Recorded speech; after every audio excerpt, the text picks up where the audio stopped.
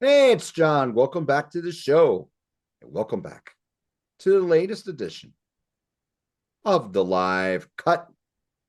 The premise of this series is to talk about live albums that don't get enough love or recognition before we discuss the album. Today, let me introduce you to my distinguished guest. You no doubt know him from his extensive work now on Grant's Rock Warehouse, hmm well as Slogan's Rock and Metal Extravaganza. hmm Webb Vandiver, welcome to my show. Welcome back to my show, I should say. Oh, John, it's always a pleasure. I love doing this. And listen, anytime I can talk about Little Feat with anybody, I'm going to do it. And we found that out that we were Little Feat brothers here. That's I right. guess when we were doing a show, because as we were saying before we came on, it's not, there's just don't find a lot of people that can really talk about Little Feat and just really, really, really love them. And you definitely do, and I'm probably right a notch below you, but I love them too. So No doubt about it. yeah. We're going to talk about my favorite band today hmm and their live album, Live from Neon Park. This was Little Feat's second live album. Their first live album is the seminal Waiting for Columbus. This was released on June 18, 1996 on Zoo Records, Zoo Entertainment. The album's called Live from Neon Park because a fan suggested when they do their next live album to say it's Live from Neon Park as a tribute to their fallen friend, Neon Park, who did the design for the album covers from all the albums from Sailing Shoes right through Ain't Had Enough Fun. hmm And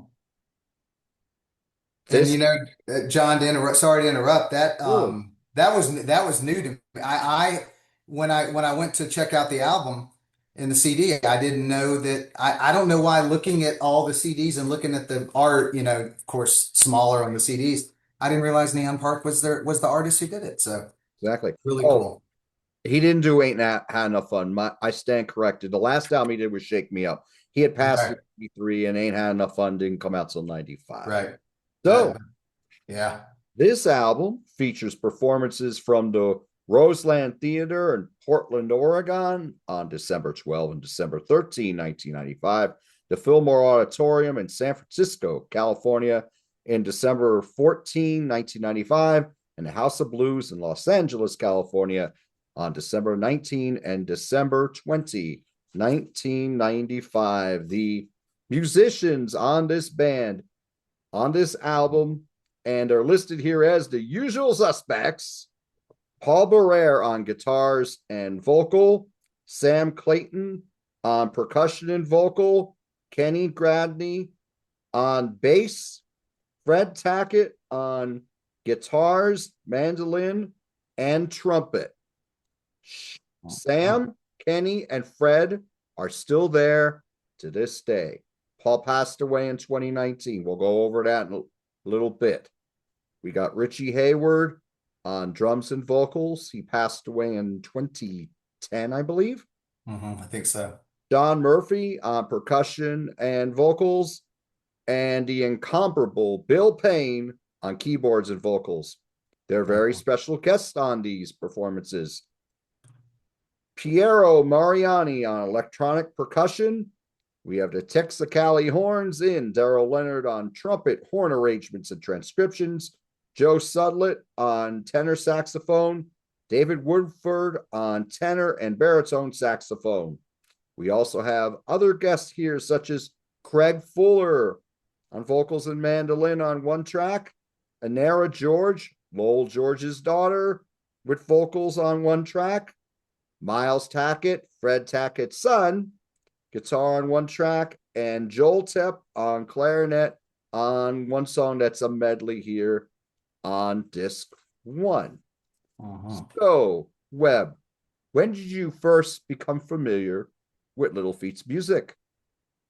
I had to think about this really hard, and I'm thinking it was around the early 2000s. I went back in college. We did not listen to Little Feat. I think I might have known Oh Atlanta, being in Atlanta my whole life. Right. And Little Feat wasn't played, even though 96 Rock, WKLS 96 Rock in Atlanta, a great rock and roll station. I don't remember them playing stuff like Dixie Chicken or Fat Man in the Bathtub or Willin' or anything like that. I don't know why though. And so around the early 2000s, I bought a CD. I think I had to go back and try to think of like what order I bought the CDs in. I think that I got Dixie Chicken first because I think, that's kind of the one people think of a lot because of the title track. And Two Trains is one of my absolute favorite songs of all time. And Fool Yourself, which Fred Tackett wrote, right? Love that song. Walking All Night. I'm not going to go through all the albums, but that I and immediately caught on to it. I just said, this is great. It has a Southern sound. It's funky. Immediately drawn into Richie Hayward and Kenny Gradney. I mean, what a rhythm section. And they just don't get talked about enough. Richie Hayward can play everything. He played on like 30 other artists. He's on Little by Little, the drums on Robert Plant. I mean, I immediately was drawn to that song from the drums, and I said, "Oh my God, who is that?" Oh, it's Richie Hayward. My God.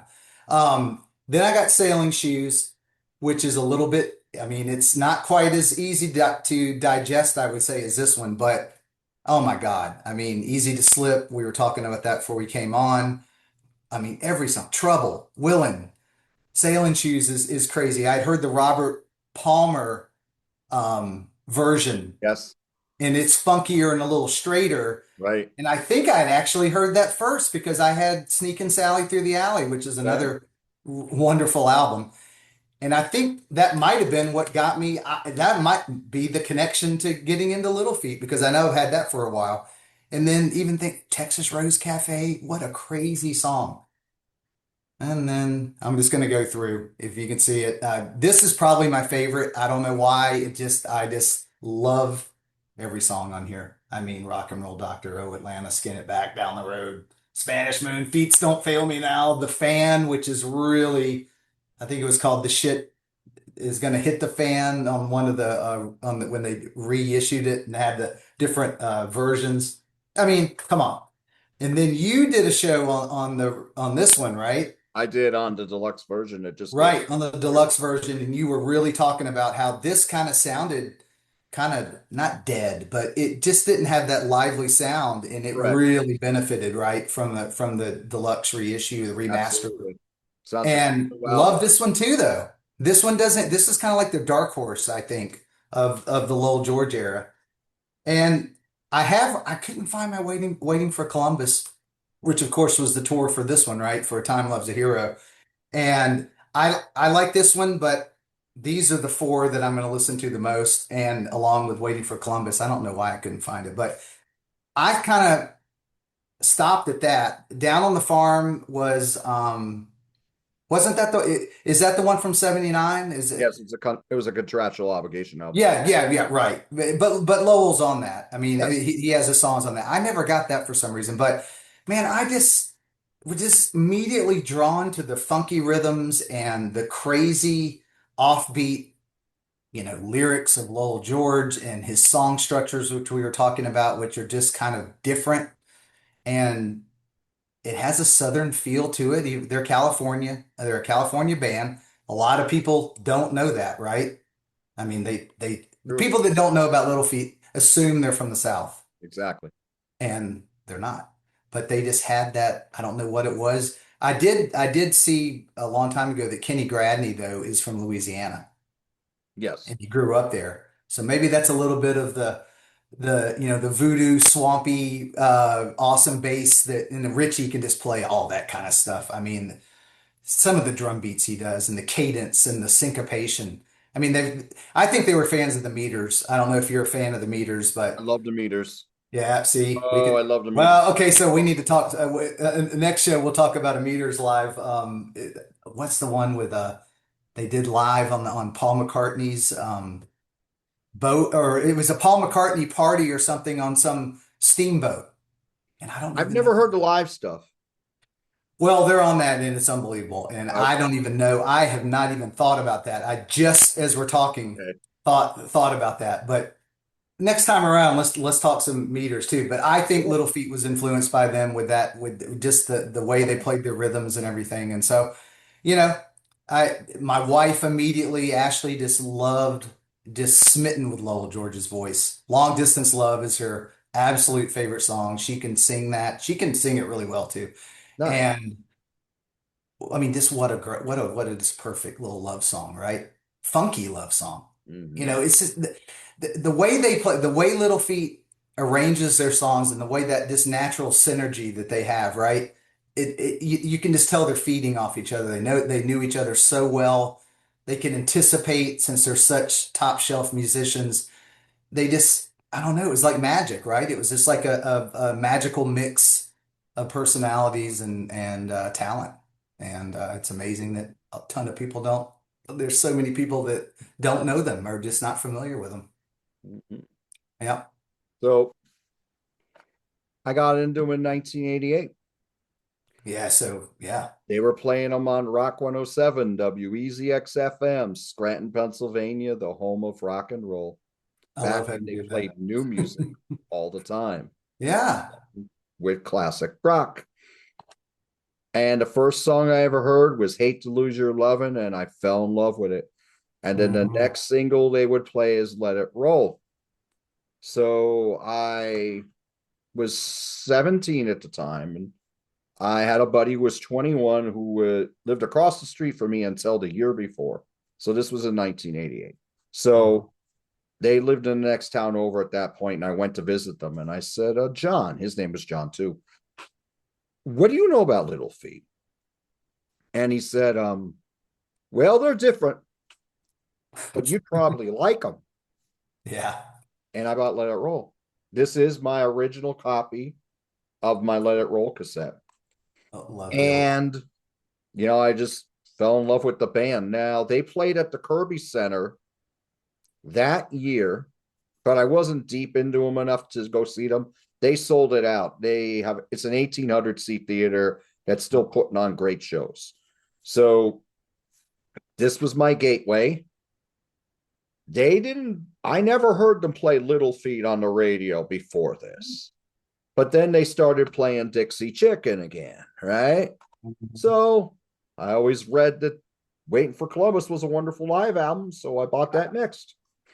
And then in 1990, I went to Joe Nardone's Gallery of Sound, excuse me, and bought this the day it came out, Mhm. representing the Mambo. Right. So I was getting deeper and deeper into their stuff. Shake Me Up came out in 91. I didn't care for it much to the point where Yeah. I sold it, right? And then I Mhm. didn't listen to Little Feat for about till 2000. Okay. Then I Wow. went and then went back into and got into all the albums that I didn't know. I didn't buy another album that was new upon release by them until 2003 when Kicking Out the Barn came out. And then from there, they eventually became my favorite band. Wow. I first saw them in 2005 at Penn's Peak on my 34th birthday. And I've seen about 130 shows at Penn's Peak since then.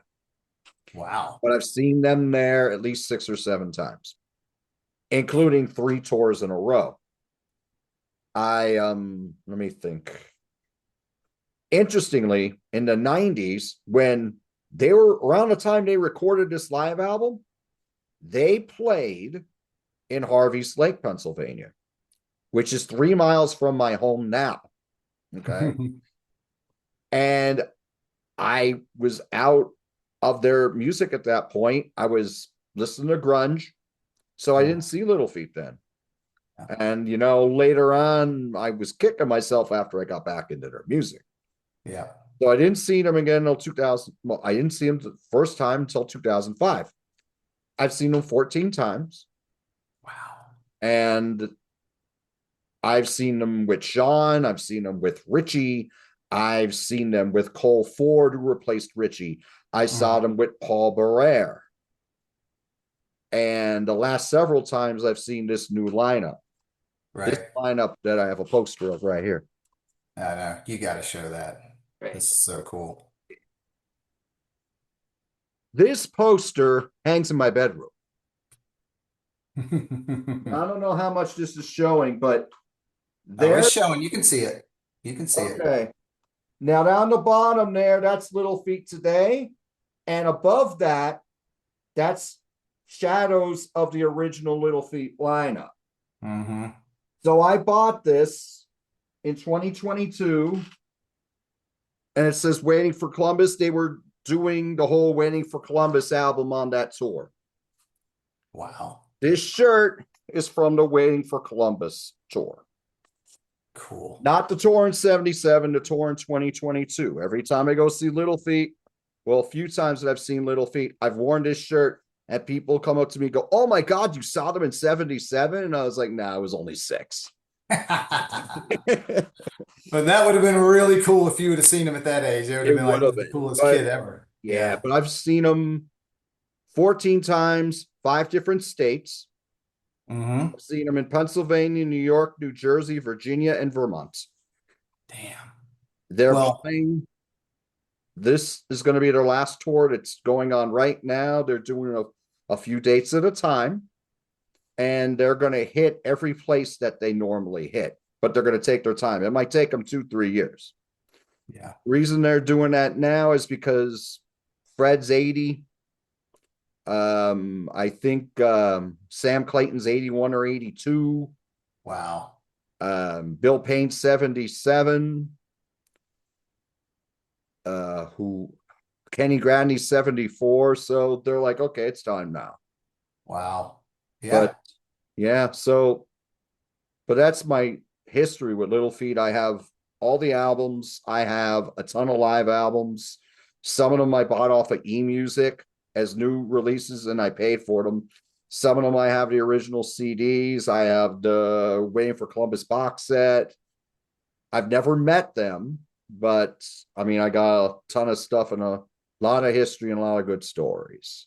Well, maybe on this, that's awesome to share all that. I mean, you see, I would say Little Feat's in my top 10 favorite bands, and I love a ton of bands. So to say that, that's pretty big news to be in the top 10. And Yeah. I've seen Rush 14 times, and that's my favorite band. And you've seen Little Feat 14 times, and that's your favorite band. So that's pretty cool that And we've that's seen. pretty cool you mentioned Rush because they're like my third favorite band, Yeah. and I've Okay. seen them 3 times. Yeah.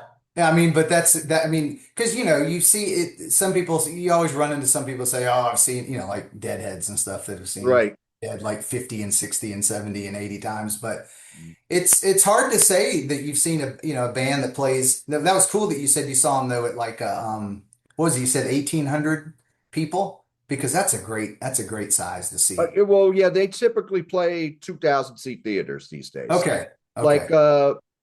the Kirby Center in Wilkes-Barre, I've seen them there a few times. That holds 1832. Hmm. Pence Peak in Jim Thorpe, I think for seating that holds 1,800. But Yeah. when Little Feat would play there, it would always be like half seated, half standing because a lot of people love to dance to Little Feat. Uh-huh. And And particularly during oh, their jam band years when I first go to see them because they became more of a jam band. right, and the crossover of I think when I was at University of Georgia in the late 80s and early 90s, I had some friends that were Deadheads, and I had listened to the Dead a little bit, and I got into them during then, but Me too. they always talked about Little Feat, and Mm. it's just crazy that I didn't like listen to them and or just listen to the recommendations from my friends. And that's just crazy that I waited till the early 2000s until I really figured out how great they were. So, wow. But I know that their fans kind of cross over because yeah, they have the jam. I think that's another thing when we were kind of talking before. I think some people label them a jam band, but They I mean, do. they jam, Now, but I don't think they're a jam band. I wouldn't label them a jam band. I don't know. they weren't a jam band when Lowell was leading the band. Okay, yeah. When Paul was leading the band in the 80s and the 90s, 2000s, etc., they became more of a jam band. If you went to Okay. them live and you hear a lot of that on here, they're Hmm. more of a jam band live. If you go to see them now with Scott Sherrard taking over Paul's spots and Tony Leone now on drums, they sound more like 70s Little Feat live. Ooh, well then okay. Then I am definitely not that I don't like the jam stuff, but sometimes it kind of keeps going and I've been to a lot of jam band shows and Me too. sometimes I do lose a little interest, at Right. times. And But now that you've said that, I've like you said, I gotta find when they come to Atlanta, my wife and I are gonna have to go. We're gonna have to find.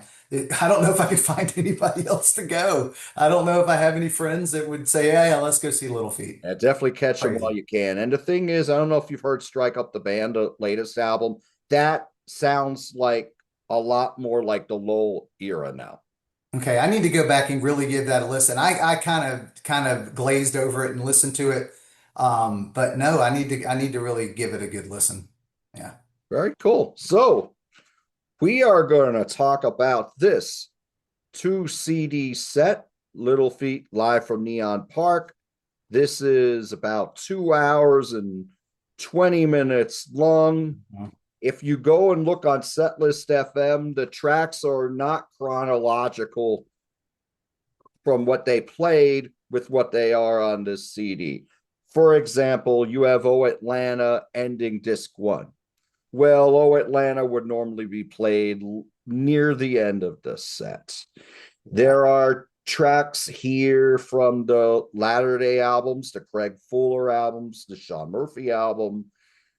They were mixing and matching some of those tracks on this tour, Hmm. particularly Ain't Had Enough Fun, which was Shawn Murphy's first album with the band. But what's Okay. really cool about this album is you got some repeats from what was on Waiting for Columbus, but you're also getting a healthy dose of what would be latter day Little Feat at that point, Yeah, yeah. which Yeah, is I noticed. really, really cool. Hmm. And with the horn section on here, and these days it all depends. Sometimes you can catch Little Feat with a horn section live, sometimes you can't. When I saw them do the Waiting for Columbus tour, they had a horn section. So Wow. we're going to go over what we really dig on this album, what we may Yeah. not be so crazy about. So, Hmm. Webb, what are the highlights for you on this live album? Okay, so when I and when we talked about doing the show, like I said, I was so into just mostly the Lowell George stuff Yes, that I had kind of just always not dismissed is a strong word, but I just didn't listen to the live stuff, all these live albums in the 90s and late 90s and early 2000s. So I went into it fresh with fresh ears. And when it goes into Two Trains, I mean that little jam before when it's setting it up, and mm, I'm like, I mean, I saw that it was Two Trains, but I'm listening to it and I'm like, okay, they're jamming, they're getting funky, and then and I can just feel when they're going to hit that first note that everybody knows it's Two Trains, and I was like, wow, this is and that's a great rendition of it. I like how it's 5.5 minutes, almost 6 minutes long. Always, and so it got off to a great start, and I was like, wow, this sounds really good, and it's recorded well, and absolutely. Recording. yeah, it just sounds great. And you could tell they're having fun. You can feel the energy. And there were a few songs, I mean, right off the bat that I didn't know. The rock and roll every night what is That's for that me. on? That's for me. Had enough fun. That would have been a new song for this tour. Okay, okay. And I thought it was a pretty cool song. Spanish Moon and Skin It Back. I mean, Skin It Back is so funky. And they almost got, because they started being like, jam band kind of thing, but they almost got funkier. I mean, after Lowell George left, they got funkier, a little straight ahead, but I mean, my God, they're just so good. Down on the Farm is cool, but is it on the record? Is it like nothing ever kicks in? I can't remember. Is that the way it is on the album? It Because on here they didn't ever like really kick in. It just kind of stays like acoustic or there's drums okay, and all the other instruments. It's a proper release on the original one. Here, okay, this more okay. rustic version. Yes, Right, right. And I was like, okay, cool. They're already doing kind of like a little different stuff, but you said it wasn't really sequenced. Like the way it is on here is not necessarily how the show went, right? Because they exactly. Correct. pieced together three different shows. But Willin, I gotta tell a quick story about Willin. My wife and I were in Nashville in, let's say, 2012, and we were on Broadway, and which is, full of bars and people that are playing in all the bars on that strip are even if they're not even really getting paid. They're just playing because they know so many people come by for exposure. And if you're going to be in a band playing on Broadway, you're going to be good. There's not going to be people up there that don't know what they're doing. And we were really into Little Feat at that time. I think that's when when I really got Ashley into it and we were listening to him a ton. And so there was a band playing and they were good. They were all probably in their 30s and something like that. And I said, I'm in Nashville. Willin' is like it's a country tinged best trucker song of all time, right? I mean, at right, least that's what I call it. yes, So they said, we're taking requests. And I said, hey, you guys know, and there wasn't really a lot of people listening to him, so we were kind of right up in front. And I said, can you guys play Willin'? And they froze. They go, Willin'? I said, Little Feat, Willin'? It's the ultimate trucker song of all time. It's and I almost like, I might have came off as being an ass because I was like, I'm in Nashville, and you guys don't even know that they didn't even know the song. mhm. And I mean, they had like never heard of it. And so we kind of gave them a little hell about that, not too bad. And they said, well, we're playing later at another bar later on.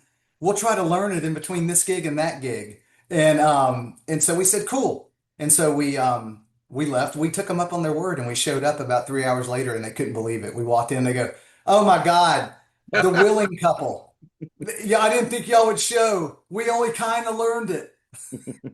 And they go, but do you want us to try? And we said, yeah. And they fought their way through it. And he was trying to read the lyrics and all that stuff. And anyway, Willin' is this, I mean, how good is that song? And this is a great rendition of it here. I mean, they stretch it out. It's a lot. I mean, because you can do a lot with that song. It's what, only like barely 3 minutes, I think, on Yes. the original.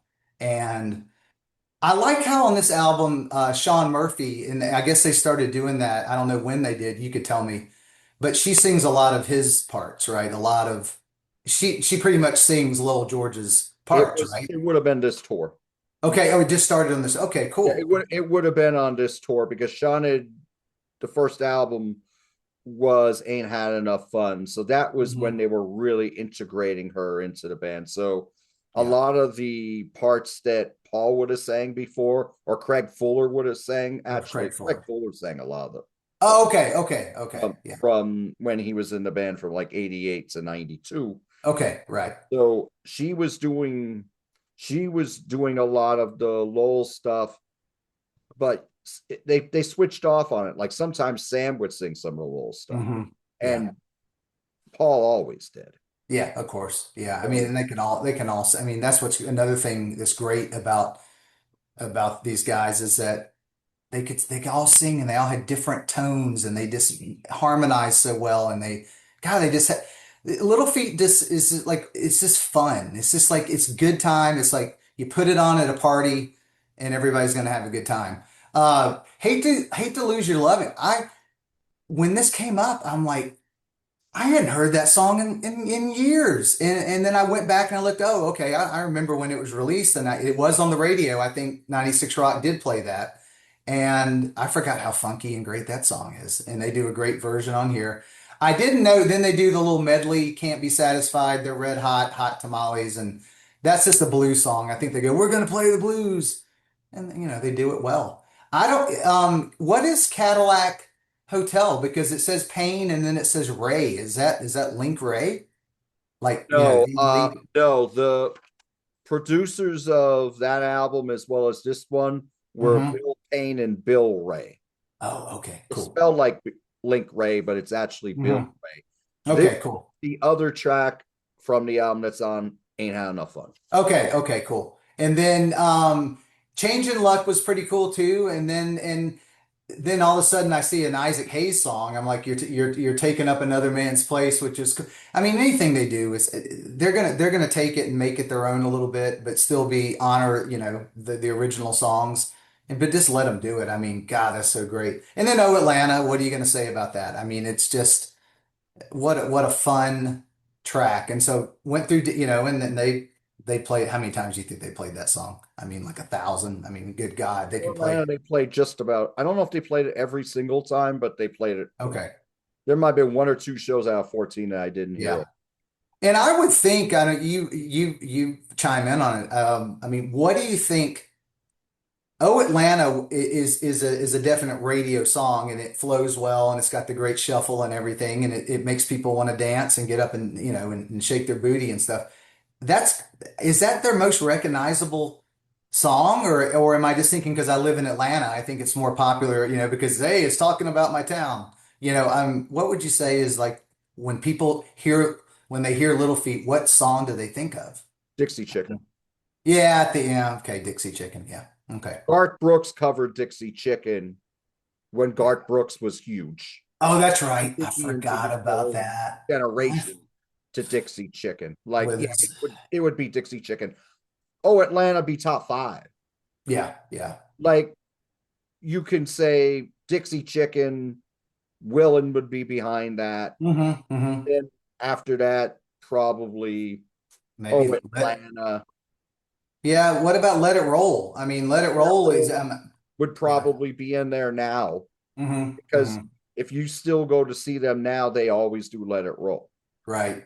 I played that in a band where a cover band back 15 years ago that my wife was in, and we would play Let It Roll sometimes, and it was cool because I mean it's fast, it's up tempo, and I'm back there just like going down, down, down, down, down, down, down, it has all those cool punches in it and stuff. I mean, you listen to it and you're like, oh, that song sounds pretty easy. If I'm drumming, it's going to be easy to play. No, nothing Richie Hayward did was was No, easy. he was one of a kind.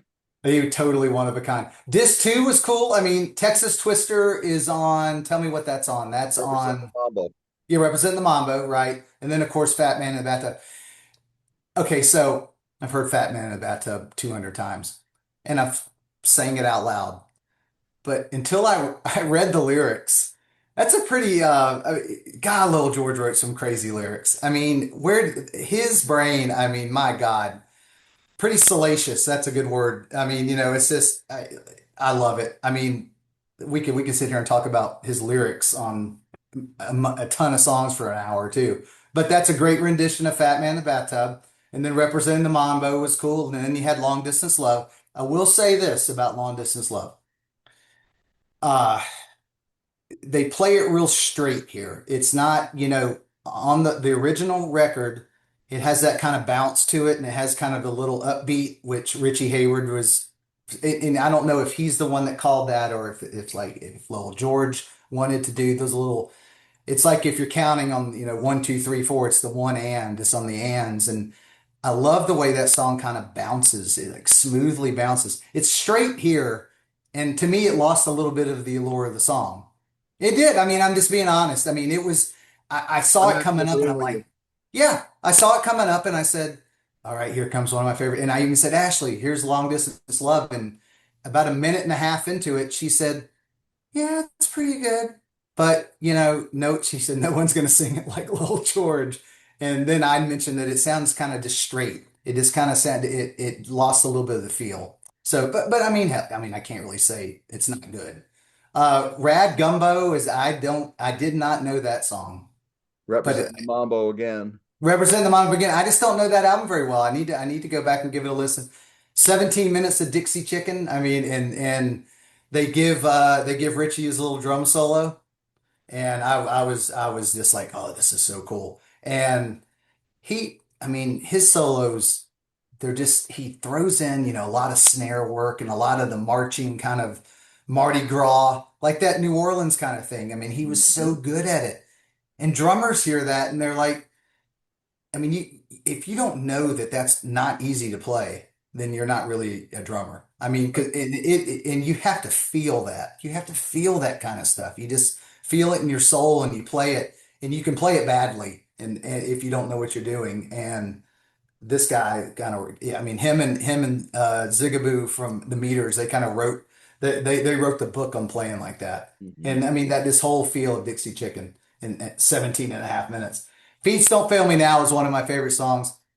It's short on the album, but the one on Waiting for Columbus when they go into that a cappella at the end, and do they do that? I can't remember because I listened to it the other night and I hadn't gone back to it in a couple days, but do they go into that a cappella at the They end on don't go this? a cappella in this one. Yeah, I didn't think so. I kind of feel No, like that's no, something Sam Lowell does a lot George of like. ad-libbing.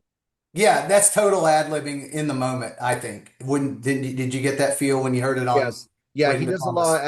ad-libbing, and I've seen them do this live, Hmm. and they're starting to do it live again, Okay. but they will stretch it out and they'll speed it up live like they do Yes. on here. But Okay. it's a different version than when you have Waiting for Columbus. Waiting for Columbus is the definitive version. Yes. That's Yes. the definitive version. I mean, when Lowell goes into the acapella part at the end, I get goosebumps. Oh, I know. I It's mean, it's magnificent. that guy could sing. He could sing in any register. I mean, he could do high parts. He could do low. He could have a southern sound. He could have a. I mean, he could do anything. Like I don't know who I read, and I should have, but I did. I have read it before that some other famous musician peer of his during that time said that he's maybe like one of the best. He's top two or three best singers of all time. I mean, just He's because one of he my could five probably. favorite singers. Yeah. Yeah, he's been Wow. one of my five favorite. Even when that was years in the 90s, I wasn't listening to Lil Feat. I would say, well, Hmm. Lil George, one of the best singers that ever lived. Hmm. He had Yeah. a very distinctive tone, a very distinctive way of expression in his singing. Right? I mean, it did. I know he was on Weasels Ate My Flesh with Zappa, wasn't he? I mean, he was in Zappa's band for what? Is it just one album or was it two? I don't even You know remember. how I have that album. He's on it, I think. I think he's on Weasels Ate My. I think that's the one. Think But so. Byron would definitely know. I was about to say, Yeah, Byron would know because he knows that catalog inside and out. Uh, yeah, I believe he is, but I mean, don't quote me.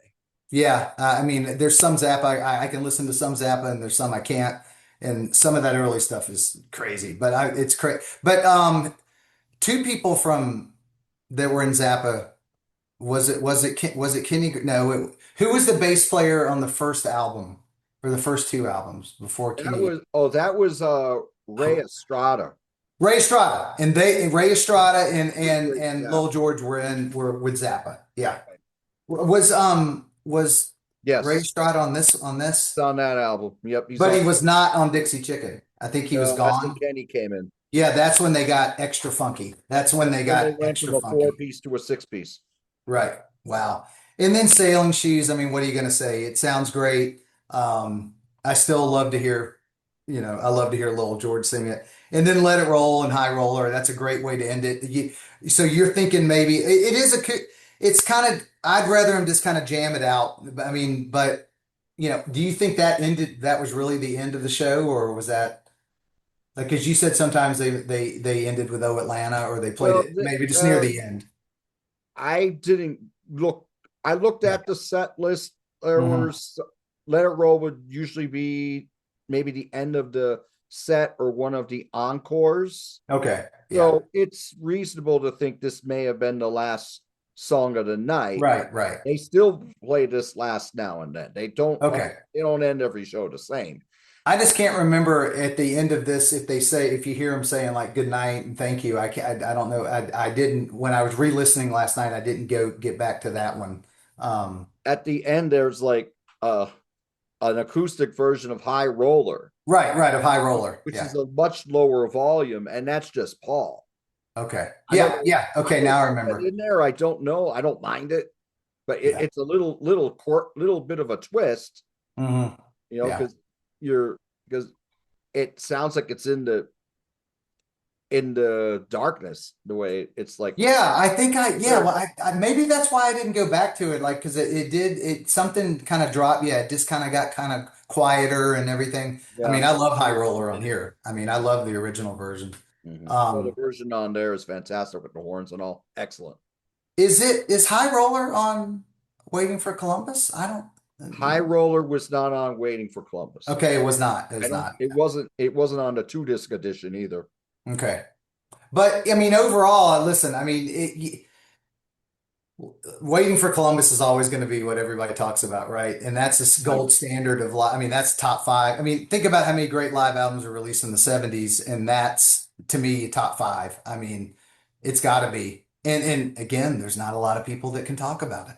There's not a lot. But I mean, you recommended this. I would recommend to listen to this for any Little Feat fan. And now it's going to make me dive into some of the other ones, and you can give me some recommendations on some of the other ones that no you, problem. yeah. So with this album, I like this album a lot. If you went to see them during this time, I saw them a little after this time. This was how a Little Feat show would go, sans the horns. It was more jammy. They never played the same show twice. You never knew what you were going to get. They were playing Representing the Mambo. I think the first time I saw them in '05, they played Representing the Mambo that night. And they were bouncing around the catalog.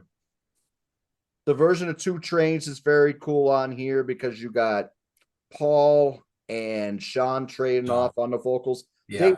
really did a great job in bringing in Shawn and putting her on the right songs. They really used Shawn's voice to her advantage. She was a very good front woman. Hmm. Hmm. The 3 times I saw her live, she was fully engaged with the audience and she did a great job. Yeah. Spanish Moon and Skin It Back. Now, when they came back, they started playing those songs together. Okay. They would play them in that order, and they'd always have that great bridge in between the 2 songs. Here, when you Yes. got the horns on here, it sounds fantastic. Hmm. It does have that Waiting for Columbus feel because if you pick up the 2 disc version of Skin It Back or the 8 disc, or, I'm sorry, the 2 disc version of Waiting for Columbus or the 8 disc version, Hmm. you're going to hear that the Tower of Power horns were playing on Skin It Back on those shows. So you Wow. got that on here. What Little Feat would do later on during the Paul Barrere as the leader phase, they would play these back to back. And once in a while, in fact, I saw them do this, they would go right into the Day at the Dog races. Oh man, God, And I it was love that wicked. band. It was absolutely wicked when they would do that. And you would just see a sea of humanity just dancing around on the floor. And it Yeah. was really cool. I mean, they would stretch this out to like over 20 minutes once you put Day at the Dog races in. Now I'm thinking of that song. Now that you said it, I'm hearing the rhythm of that song. One of So my favorite songs by Little Feat is Day at the Dog Races, but it has to be the live version from the 2 disc version of Waiting for Columbus. hmm. That Hmm. I have to hear. And you get the Kenny Gradney bass solo there near the Oh, end. that's right. I got to It go is back and listen. wicked. Yeah, he is so, God, he's so good. Absolutely. Rock and roll every night from Ain't Had Enough Fun. Mhm. Fast paced blues shuffle. Wonderful piano work on here. Guitars are really gritty. One of the several songs from that album that Shawn sings, Down the Farm. We're Mhm. getting a lot more rustic on here. Same thing with Will. And when you go to see Little Feat these days, you'll hear that sweet mandolin on there. That's Fred Tackett on that mandolin. Yeah. He's Yeah. still doing that to this day, and it always goes over well live. The accompaniment on here from Bill and the rest of the band is wonderful. Always great. So harmonies on here, with Shawn, Yeah. we have a female voice. It sounds excellent. It's Hate to Lose beautiful. Your Lovin', we got a more rustic version here. We got Craig Fuller on here because they were Mhm. playing in Portland, and Craig's from the Northwest. Okay. So they called him up. They say, hey, you want to join us? So he's on Yeah. this one. Interesting what you get on here. The first 2 lines are sung by Shawn. Then you got Craig doing the Mhm. first verse. And Yeah. then you got Paul doing the second. On the studio version, Craig sang the first verse and Paul sang the second. This is a Yes. awesome version here. The Yeah. version of Can't Be Satisfied, They're Red Hot is wonderful. Hmm. Raw acoustic blues on here. Sam and Paul are leading the way on the vocals. They sound excellent. That clarinet solo for Joel Tepp is awesome too. Yeah. Version of Cadillac Hotel is great. This is more mid-pace blues song. This is one of the better songs on Ain't Had Enough Fun. Changing Luck was one of those songs that I didn't really like when I was young. I'm talking teenage years, 20s. When I was Yeah. in my 30s, I got to appreciate more. Yeah. Shawn singing this. This is a song that Craig used to sing. So does a good job on that. The version of You're Taking Up Another Man's Place, that was it was a popular song for Mabel John. Later on, Aretha Franklin did it. The horn section and with the guitars, the interplay on there, magnificent. Yeah. Oh, Atlanta. Oh, Atlanta always kicks ass. I know. Richie's playing the drums right before that kicks in. That's really, really cool. Right. Then I prefer disc one over disc two. I'll tell you why as we go on. Texas Twister, Representing the Mambo, Rag Gumbo, they're very similar to the versions that you have on that studio version. You don't have proper horns on them. You got Bill Payne playing the horns on his keyboards like he did on the album. They're all very good versions. They dedicate Representing the Mambo to Neon Park, which is very, very cool. Fat Man in the Bathtub. I never was a fan of how they did Fat Man in the Bathtub with Shawn in the band. Mm-hmm. And how they did it after Shawn left too. I think if you want to hear the closest thing to the wonderful song that Lowell sang live, go see Little Feat now, because Scott does the vocal and Scott sounds very strong. He's as close to Lowell as you're going to get. Okay. He sounds awesome. It's back to its old glory. Okay.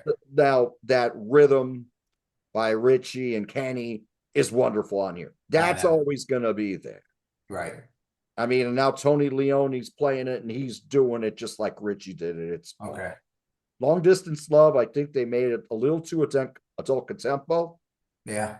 Especially when you had that sax solo in there at the end. While it's very well played, it does water it down a little bit. Like it sounds like something you'd hear on an adult contemporary station, although Shawn. Yes. Well, yeah, that's a good way to put it. Yeah. Thanks. Dixie Chicken, you have Shawn doing the vocal.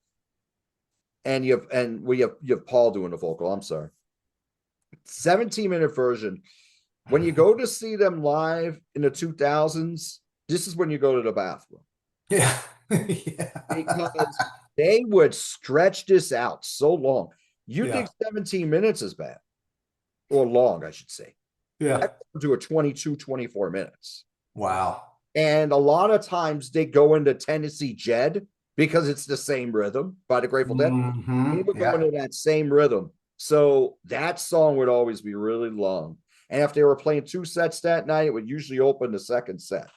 Okay. Did Richie always did he usually do, I'm trying to think when he does on Waiting for Columbus, is that usually when he does a solo or does he would do his drum solo in Dixie? He would do his drum solo in Dixie Chicken. Yeah, because of that classic. Yeah. And it was still that way. Yeah. And it was that way when I saw Richie. Later on, when I started seeing him, you get a little bass solo from Kenny Gradney. So, and it would be short and to the point, just like Richie's. And then they'd walk off the stage, and then Bill would do his long keyboard thing. Does Billy Payne get enough credit for his piano genius? No, Bill Payne, he doesn't. I know. And if for all of you out there who, I've never heard his piano playing well, if you're a fan of the Doobie Brothers, you certainly have, because all of those early albums by the Doobie Brothers before Michael McDonald came in, that was Bill Payne on piano. I noticed that. Yep. Wow. So there is some cool stuff on this version of Dixie Chicken, though. You got live horns on it. It's really cool. It has a Dixieland feel at times, particularly at the end. They are picking up the pace, speeding up the tempo, slowing it down. And one thing about Dixie Chicken, now they're playing it more proper, but they used to every tour it seemed to go a little slower Yeah. because they made it really jammy. Now the playing on it's always impressive. The thing is, when you would go to see them live in the 2000s and 2010s, they would really stretch this out. Hmm. And it would be, honestly, it would be the time I would take a little break. I'd go talk to the bartender and all that because, because you can hear the whole show, right? Right. Yeah. At Penn's Peak, everything's right inside the same room. So we got Feet Don't Fail Me Now, wonderful version. Yeah. Excellent. You got Paul, Sam, and Shawn singing on this. And this really, really kicks. The soloing on here is magnificent. Awesome. Sailing Shoes with Anara George singing. It's got a huskier, bluesier voice. Yeah. I Yeah. like her voice on this. I would like her singing on this. I've heard Shawn sing it too. Right. I prefer what Anara is really doing with this. And she's duetting with Paul on it. And that's how they were doing it in the 2000s more. It would be Shawn and Paul. And another thing that was really cool about Dixie Chicken, I didn't really talk about, they go into the old jazz song, Sing, Sing, Sing for a little bit too. Oh, They're, I don't even know if I noticed that. Yeah. Okay. they do it for a little bit. They go into it because Fred Tackett's playing trumpet on here. Okay. Well, So, he's multi-talented. exactly. And his son Miles is also playing on Dixie Chicken. He's playing on Yeah. guitar. So really good stuff. The version of Let It Roll is wicked. It is fast paced. It goes on. The soloing on here, particularly the guitar solos, are magnificent. It's a wonderful way to end the concert or the album proper, although you do get an acoustic version with a much lower volume of High Roller at the end. To me, Let It Roll's like the proper closer. Mm-hmm. But this is a very good live album. And what I really like on here is that we're getting a healthy dose from Let It Roll, representing the Mambo and Ain't Had Enough Fun. We're not getting anything from Shake Me Up. It's almost like the band didn't care for that album much. Yeah. I can tell you, that album was very mellow. That was like a VH1 Little Feat album. Because they were playing them on VH1 on it's the MTV at that point because they had gotten Yeah. it's a very ballad heavy album, but there's some good songs. But half the album is ballads, but I love Mojo Haiku and rap clowning and stuff like Spires Blues, songs like that. Right. This album here, though, this is very good. The live albums from this period, this would be one of the better ones. I do have several. The Barnstorming live albums I have this one that was only available through eMusic called Live at Lupo's, which is really good. Cool. Down Upon the Swanee River is very good. Yeah. High Wire live acted St. Louis is very good. I actually have a signed version of that. So the live albums they're all pretty good. They're always well played. Sometimes some of the track listings are there. You go. Yeah, that's the lives at Ram's Head. Is that the Ram's Head's that's another one. Okay, cool. That one I have on from eMusic. But yeah, there's a lot of good live albums from the last 30 years by Little Feat, and some of the archival live albums with Lowell are very good. Like Electric Lycanthrope is very, very good. Hell's a Pop is very good from the 76 tour. But this is a very good representation of what you were going to get by Little Feat in the 90s. And the horn section on here really brings things up a notch on a lot of these songs. You have some really cool versions of songs that had been on the early albums. We got Two Trains. They could play Two Trains every show as far as I'm concerned. That's one of them. Yeah. So Webb, how would you rank this album on a scale of 1 to 10? I will. My gut is, and I noticed. Wow, when you were talking about the different live albums, I kind of was looking down at Wiki, and I mean, man, they released so many. I mean, they got tons there's of a lot. I would. I'm gonna give it. I'm sometimes a tough. It's hard for me to give like 9.5s and 10s. I'm gonna give it a solid 8. I think an 8 out of 10 is a good rating. Very good. I go 8.5. If this two had the same momentum as this one, I'd probably go 9. but Yeah. I like it for all the reasons I said. The musicianship's outstanding. I Yeah. love all the guest appearances on here. I love how the band integrated Shawn in here. We got a nice dose of Little Feat. I'm sorry, Let It Roll, representing Mambo. Two albums that I really, really love by Little Feat. I love the albums that really brought me in, and I still love them to this day. The highs on Let It Roll, I think, are very, very high. Yeah. Musicianship's excellent, very, very good. And you're getting some stuff from Waiting for Columbus. Maybe it's not quite as good. Okay, I said my thing about Dixie Chicken, but the playing Yeah. on here, some of the ebb and flow is very, very impressive on it. Yeah. And the version of Feet Don't Fail Me Now, Sailing Shoes, they're both wonderful. So a lot of good stuff on here. And Spanish Mhm. Moon and Skinny It Back, I can listen to that at every Little Feat show. So Yeah. those two of my Yeah. favorites. So I would go with an 8.5. Thank you all so much for joining us today. Webb and I are discussing Mhm. Little Feat live from Neon Park. So, have you heard this album? Are you a big fan of Little Feats? Have you heard Waiting for Columbus? And what do you think of that live album? What a wonderful live album from the great decade of live albums that was the 1970s. What is your favorite period of Little Feat? Do you like the Shawn Murphy period that is being represented here? What are your favorite songs by Little Feats? Do you like the latter day albums? Have you heard Strike Up the Band, which I did a review of here on my channel, John the MusicNut, earlier in 2025? Please let us know in the comments what you think of Little Feat live from Neon Park. Webb, thank you so much for joining me today. It is a privilege to talk Little Feat with a very astute music fan like yourself. And I'm glad that you came.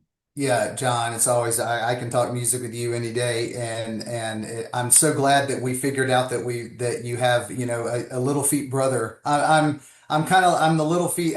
You are a Uber fan. I'm a big fan, but I mean from the beginning of the catalog to the end.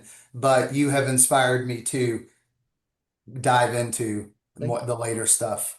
And of course, I mean, I'm going to listen to these albums, these CDs. I'm going to listen to these till the day I pass on. And What's your I'm going to favorite? continue to promote Little Feat to everybody. And I'm going to do the same thing. I have to ask you before we wrap up. What's your Mhm. favorite Little Feat studio album? I think it's going to be Feats Don't Fail Me Now, but Okay. it can go back and forth between that and well, no, I'm going to say that, and I think my number twos would kind of like depending on the mood and the season, but I mean I still love Sailing Shoes. It's definitely the not as it's a little more unique I think than some of the other ones, but you can't go wrong with any. The first album, I don't know. We didn't get into the first album. I've listened to it. It didn't sink in with me enough, but yeah. My favorite Sailing Shoes, Okay. but There you my go. favorite are the first four, but Yeah. the order could change. The only I would have Feats Don't Fail Me Now at number one.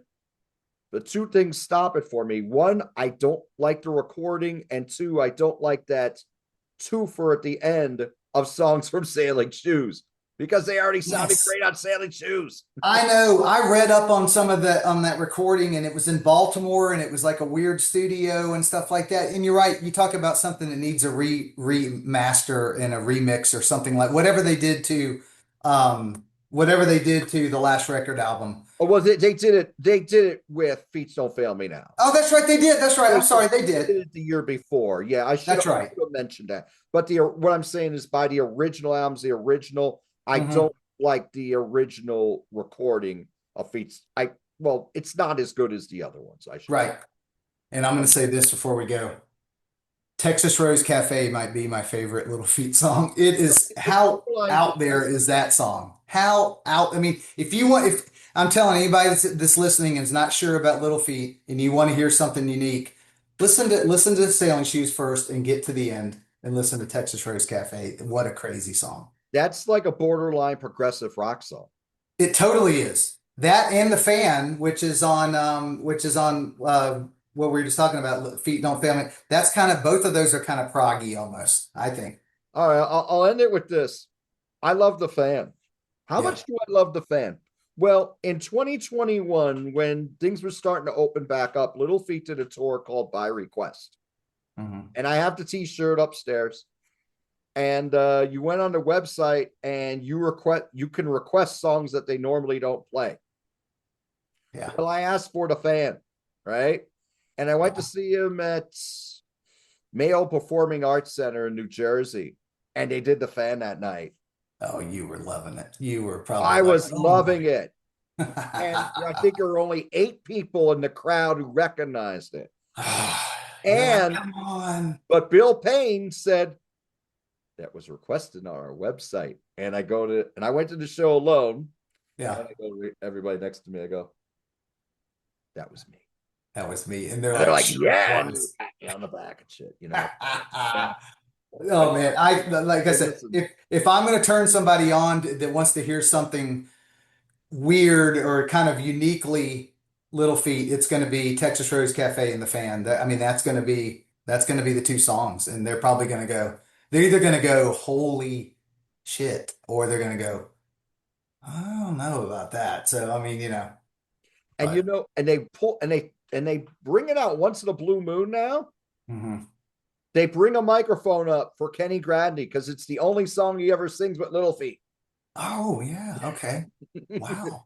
If you He's notice, got that lyrics on that, but Kenny sings it now. right, and he has that lower voice, the lower register, doesn't he? Yeah, yeah, Mhm. yeah. He Wow. screams it more, but no, it's pretty awesome. But they God. only bring it out for that one song because the rest of the time he's just chilling out, just playing bass. Oh, I know. God, Yeah. that's so awesome. Go. Well, hey, John, is again, it's been a pleasure, and Yeah. let's do it again. Let's talk some meters or something. Sure. Sounds like a plan. Cool. Thank you all so much for joining us today. Do what you love. We'll talk to you soon. Well, it was recorded though, so Oh, you there we can. go.